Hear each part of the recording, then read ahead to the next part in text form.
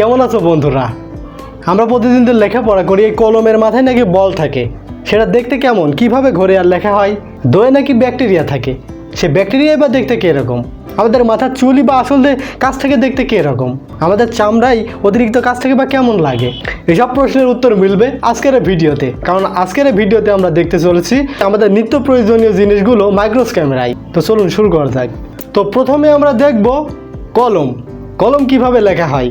আসলে কলমের মাথায় একটা ছোট্ট বল থাকে, আপনারা ভিডিওতে যেভাবে দেখতে পারছেন। তো এই ছোট্ট বল আস্তে আস্তে করে ঘোরে আর তার সাথে কালি অ্যাড হয়ে খাতায় লেখা হয়। এই কলমের মেন অংশ হলো এই বল। এই বলটা যদি না থাকতো তাহলে কলমে আঁক হতো না।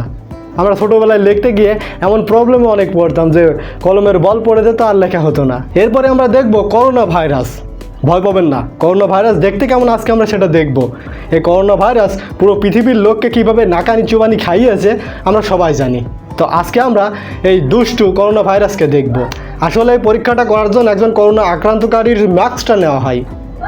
তো করোনা ভাইরাসটিকে মাইক্রোস্কোপে রাখলে সেটা জুম করার পরে আমরা দেখতে পারি করোনা ভাইরাসটা দেখতে অনেকটা এরকম। এই মাস্কটা মাইক্রোস্কোপে রাখলে করোনা ভাইরাস ধরা পড়ে, যেটা দেখতে অনেকটা এরকম। এরপরে আমরা দেখতে চলেছি মোবাইল ফোনের ডিসপ্লে। ডিসপ্লেটা দেখতে অনেকটা স্মুথ এবং ক্লিয়ার দেখা যায়। আর এখনকার স্মার্টফোনের ডিসপ্লেগুলো তো আর কোনো কথাই হবে না।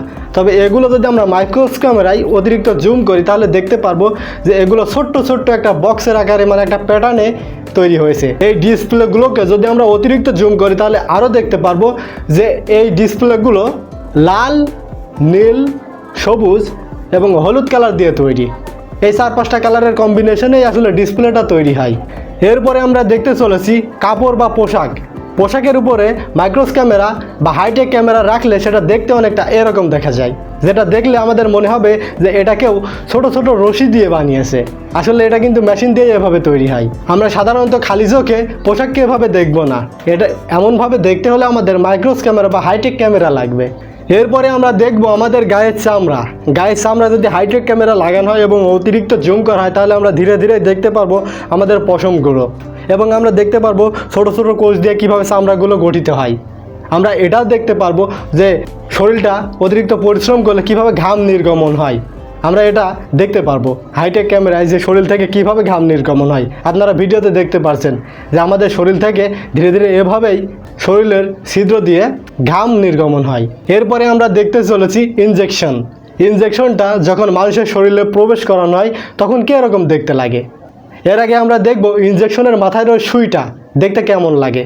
যদি আমরা হাইটেক ক্যামেরায় ইনজেকশনের সুইটা দেখি তাহলে দেখতে আমাদের অনেকটা ভয় লাগবে, মনে হবে এটা কোনো বড় সাইজের ফালা, কিন্তু আসলে এটা কিন্তু সেই ছিদ্র ছোট্ট সুইটি। যখন এই ইনজেকশন মানুষের দেহে প্রবেশ করানো হয় এবং বের করানো হয় তারপরে মানুষের শরীর দেখতে অনেকটা এরকম লাগে, যেটা আমরা খালি চোখে দেখতে পারি না। তবে হাইটেক ক্যামেরায় দেখলে মনে হবে যে এটা কোনো পাহাড়ের গুহা। এরপরে আমরা দেখব ময়ূরের পাখা। ময়ূরের পাখা আমরা ছোটোবেলায় অনেকে বইয়ের ভিতরে রাখতাম এবং অনেকের ধারণা মতে এটা নাকি বাচ্চা দিত। তো এই ময়ূরের পাখা সকলেরই পছন্দ, কারণ ময়ূরের পাখা দেখতে অনেক সুন্দর হয়। আর ময়ূরের পাখা ময়ূরের গায়ে তো আরও সুন্দর লাগে। তো এই ময়ূরের পাখায় যখন হাইটেক ক্যামেরা লাগানো হয় তখন সেটা জুম করার পরে দেখা যায় এটাও মানুষের পোশাকের মতো ছোটো ছোটো রশি পাকানোর মতো। এটা অতিরিক্ত জুম করার পরে আমরা দেখতে পারবো অনেকটা এরকমভাবে, যেটা দেখলে মনে হবে কেউ অনেকটা সময় নিয়ে ভালোভাবে ছোটো ছোটো রশি পাকিয়ে এটাকে তৈরি করেছে। এরপরে আমরা দেখব ভেলক্রো, যেটা জুতাতে লাগা থাকতো। তো এই ভেলক্রো দুইটা প্রান্ত থাকে আর এই দুইটো প্রান্ত এক জায়গায় করলে সেটা আটকে যায়। এটা কিভাবে আটকে যায়?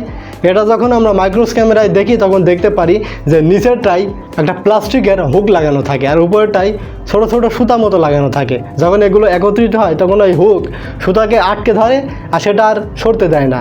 যখন আমরা এটাকে জোর করে টান দিই তখন এটা শব্দ করে এবং আলাদা হয়ে যায়। এটা সাউন্ড অনেক স্যাটিসফাইড কিন্তু। এরপরে আমরা দেখব আমাদের শরীরের কোথাও কাটা ফুটলে সেটা দেখতে কেমন লাগে। এটাকে যদি আমরা মাইক্রোস ক্যামেরায় দেখি তাহলে দেখতে অনেকটা এরকম লাগবে, যেটা দেখে মনে হবে অনেক বড় একটা ক্ষত। যখন এই কাঁটাটা বের করা হবে তখন মাইক্রোস ক্যামেরায় দেখতে অনেকটা এরকম মনে হবে যে শরীরের কোথা থেকে মনে হয় গুলি বের করা হচ্ছে। আর এই অংশটা দেখলে আমাদের ভয় লাগতে পারে, কিন্তু এই কাঁটাটা এত ছোট হয় যে আমাদের শরীরে তেমন একটা ব্যথা লাগে না। এরপরে আমরা দেখতে চলেছি হিউম্যান বোন বা মানুষের হাড়। মানুষের হাড় দেখতে কীরকম হয় এটা যদি আমরা মাইক্রোস ক্যামেরায় দেখি তাহলে দেখব মানুষের হাড় ভেতর থেকে অনেক খোকলা পাতলা হয়। আপনারা দেখতেই পাচ্ছেন যে হাড়ের মাঝে অনেক ছোট ছোট ছিদ্র রয়েছে। আসলে এটা খালি চোখে দেখা যাবে না, এটা দেখতে হলে আপনাদেরকে মাইক্রোস ক্যামেরার সাহায্য নিতে হবে। এরপরে আমরা দেখতে চলেছি মরুভূমির বালি। মরুভূমির বালি দেখতে অনেকটা ধোলাটি মনে হয়, কিন্তু এটাকে যদি আমরা মাইক্রোস ক্যামেরায় দেখি তাহলে সেখানে দেখব ছোট ছোট পাথরের কণা, ধুলি বালি, যেগুলো দেখতে একদম অন্যরকম মনে হবে কোনো খোয়ার গাদি দেখছি আমরা। এরপরে আমরা দেখব শার্কের গায়ের খোলস।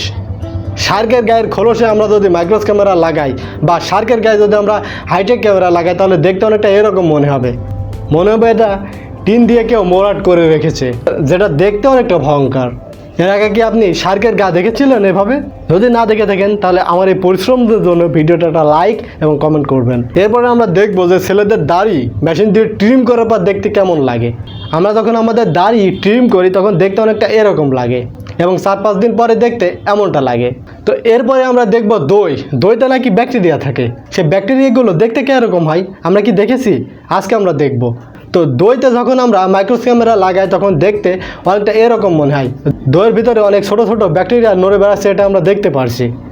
এখন প্রশ্ন হলো, আমরা তো জানি যে দইতে ব্যাকটেরিয়া থাকে, কিন্তু তারপরে আমরা দই খাই কেন? এর উত্তর হলো, দইয়ে যে ব্যাকটেরিয়া থাকে সেটা মানবদেহের কোনো ক্ষতি করে না, এর জন্যই আমরা দই খেয়ে যাচ্ছি। আশা করি নতুন কিছু জানাতে পেরেছি। আজকের মতো এটুকুই। ভিডিওটি ভালো লাগলে লাইক, কমেন্ট, শেয়ার এবং সাবস্ক্রাইব করবে। Good bye.